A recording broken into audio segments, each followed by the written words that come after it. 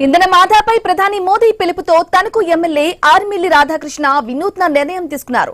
స్థానికంగా ఏ కార్యక్రమాలకు హాజరు కావాలన్నా ఇకపై కాన్వాయ్ లేకుండా కారుకు బదులుగా స్కూటర్ పై హాజరయ్యేలా నిర్ణయం తీసుకున్నారు.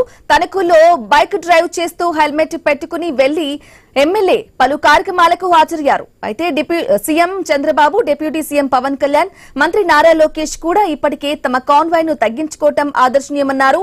ఇక ప్రధాని ఇచ్చిన పిలుపులో భాగస్వామ్యం కావాలని ప్రజలకు ఎమ్మెల్యే రాధాకృష్ణ విజ్ఞప్తి చేశారు.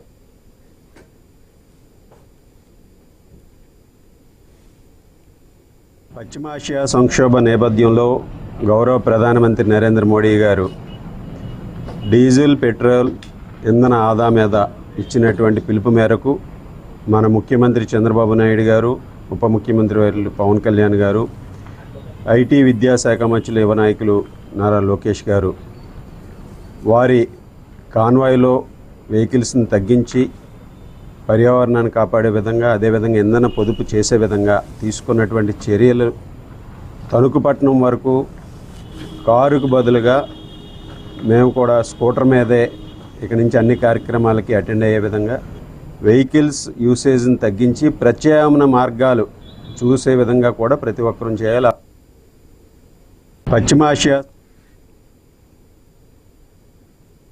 ప్రపంచవ్యాప్తంగా నెలకొన్న